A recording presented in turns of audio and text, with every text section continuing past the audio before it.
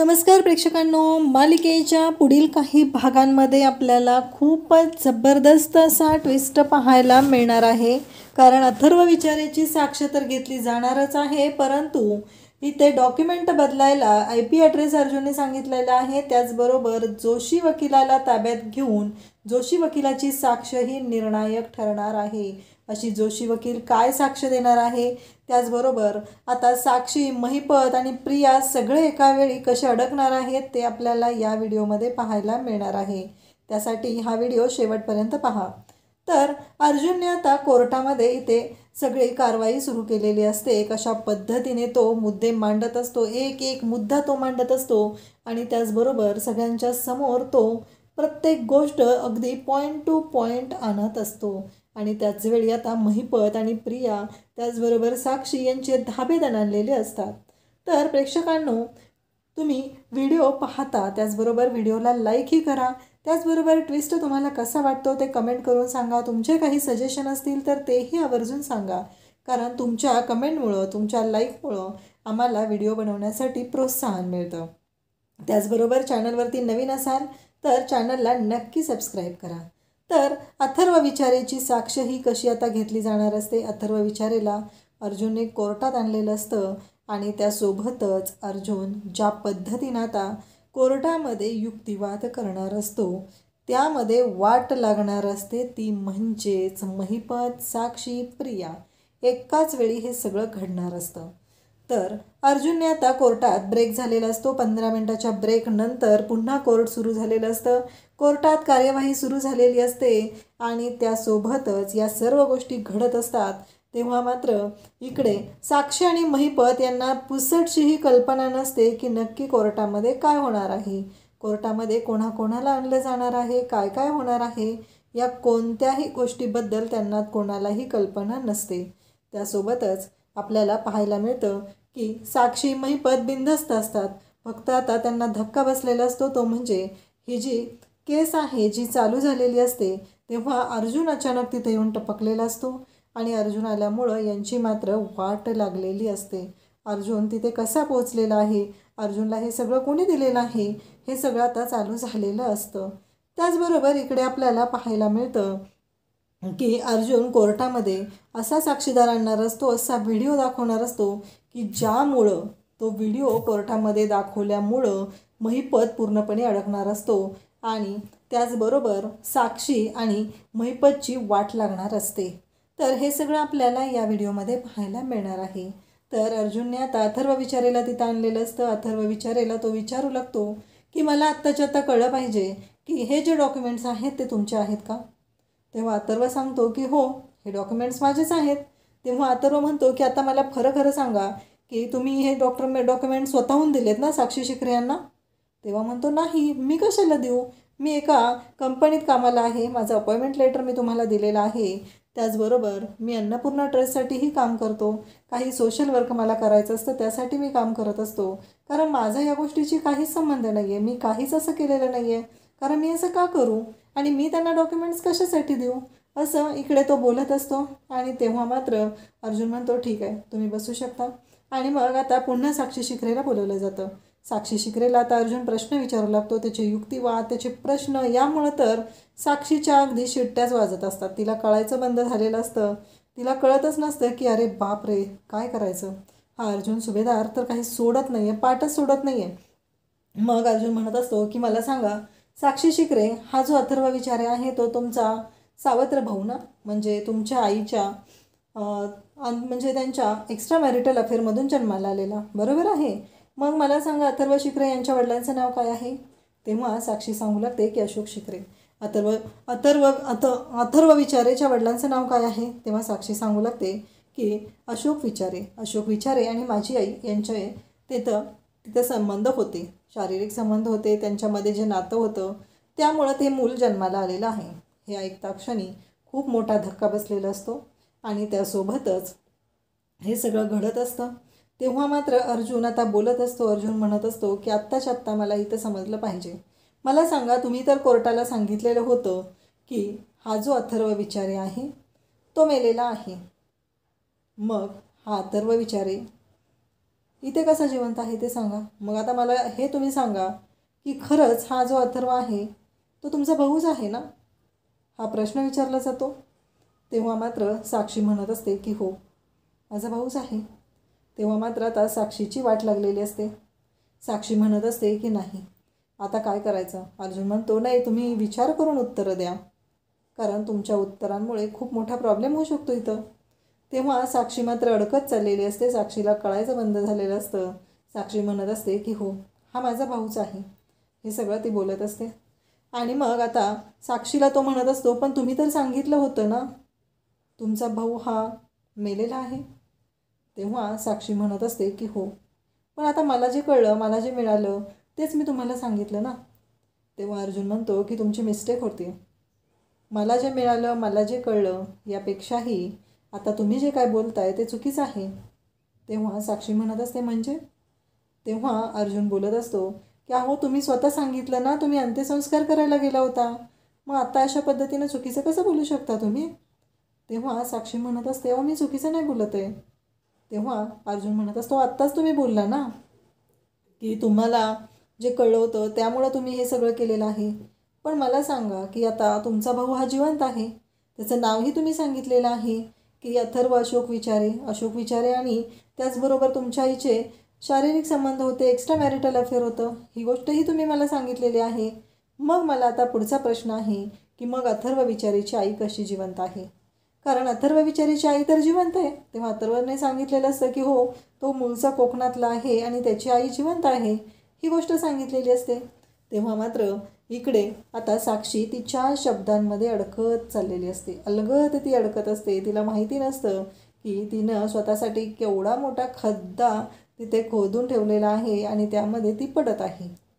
त्याचबरोबर साक्षी म्हणत असते की हो.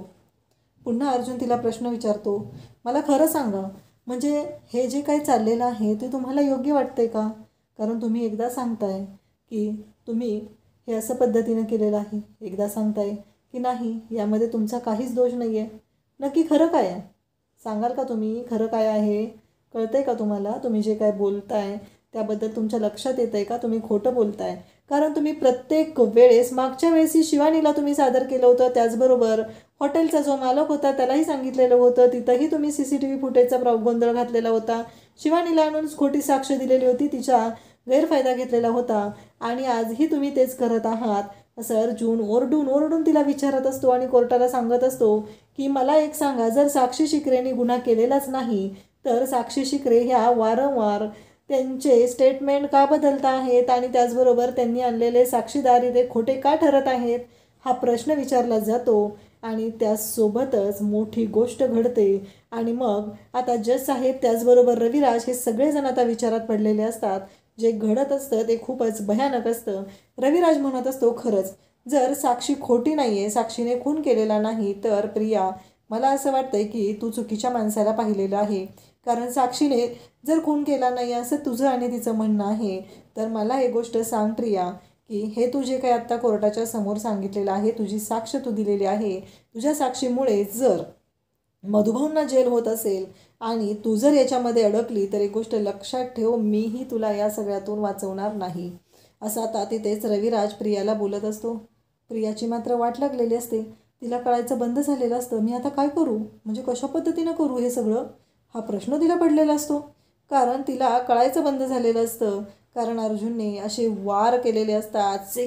सिक्सर अर्जुन मारत असतो आणि ते कोर्टामध्ये साक्षीची पाळेमुळे खणून काढली जातात. आणि आता प्रियाला कळून चुकलेलं असतं की आता पुढचा नंबर तिचा आहे. तर अर्जुन प्रियाला बोलवतो आणि म्हणतो की तुम्ही प्रिया मधुकर आणि आत्ताच्या प्रिया तन्वी रविराज किल्लेदार. तेव्हा ती सांगते की हो. मग अर्जुन तिला प्रश्न विचारू लागतो, मला सांगा मधुकर पाटील यांच्याबरोबर तुम्ही किती वर्ष राहिलात. मधुकर पाटील यांच्याबरोबर तुम्ही त्या आश्रमात कधीपासून राहत आहात आणि मधुकर पाटील यांनी तुमच्या बाबतीत काय केलेलं आहे. अशी कोणती तरी गोष्ट असेल ना ज्यामुळं तुम्हाला त्रास झालेला आहे मधुकर पाटलांमुळं, ती गोष्ट मला सांगा. हे विचारल्यानंतर मात्र प्रिया तिथं बोलायला लागते. प्रिया म्हणत असते की मी 3 वर्षांची होते तेव्हापासून त्या आश्रमात राहत आहे. मग अर्जुन म्हणतो म्हणजे गेली 20 वर्ष झालं तुम्ही त्या आश्रमात राहताय बरोबर ना. तेव्हा प्रिया म्हणते की हो. मग मला सांगा की लहान लहान मुलांना, अनाथ मुलांना हे मधुकर पाटील त्यांच्या आश्रमात आणतात, त्यांना आश्रय देतात, त्यांचा सांभाळ करतात आणि त्याचबरोबर हे सोशल वर्क करत आहेत. मग तुम्ही त्यांच्यावर असे आरोप कसे करू शकता? तेव्हा मात्र प्रिया म्हणत असते की हे सगळं त्यांचं ढोंग आहे, कारण ते सोशल वर्क वगैरे काही करत नाही आहेत, कारण त्यांनी ह्या सगळ्या गोष्टींचा वापर स्वतःसाठी केलेला आहे, असं प्रिया बोलत असते. तेव्हा मात्र अर्जुन भयानक पिसाळलेला असतो. अर्जुन म्हणत असतो, बाद झालं, खूप झालं तुमचं नाटक. अर्जुन प्रियाला बोलत असतो. तेव्हा प्रिया म्हणत असते, मी जे खरं आहे ते सांगत आहे. मग अर्जुन म्हणतो, ठीक आहे, तुम्ही जे खरं आहे ते बोलताय की नाही, मग मला आता त्या बाबतीतले पुरावे द्या. तेव्हा प्रिया म्हणत असते की मी आहे ना, मी स्वतः साक्षीदार आहे. अर्जुन म्हणतो, हो बरोबर आहे, तुम्ही स्वतः साक्षीदार आहात, हे सगळं मला मान्य आहे, पण पुरावे लागतात ना कोर्टाला. फक्त साक्षीदार असून उपयोग होत नाही आहे, पुरावे द्यावे लागतात. तेव्हा प्रियाची आता बोलती बंद झालेली असते. प्रियाने अक्षरशः हात जोडलेले असतात. तेव्हा अर्जुन म्हणतो की आणखी एक महत्त्वाचा साक्षीदार मी आज कोर्टासमोर सादर करणार आहे. आणि त्याचबरोबर जेव्हा अर्जुनने आता तिथं बोलवलेलं असतं ते म्हणजे ॲडव्होकेट जोशींना बोलवलं जातं. आणि ॲडव्होकेट जोशी तिथं सांगत असतात की ही केस हरण्यासाठी मला महिपतने पैसे दिलेले होते. मी मधुभाऊंच्या बाजूने लढायचं. एवढंच नाही तर मधुभाऊंना मी असं सांगितलं होतं की तुम्ही पोलीस स्टेशनमध्ये जाऊ नका.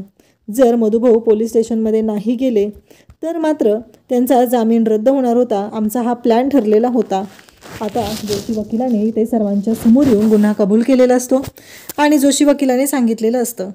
तेव्हा जज साहेब म्हणतात की ॲडव्होकेट जोशी, तुम्हाला कळतंय का तुम्ही हे सगळं काय केलेलं आहे? तुम्ही लोकांना न्याय मिळवून द्यायचं सोडून तुम्ही अशा पद्धतीनं वागलेला आहात, असं जोशी वकील बोलत असतात.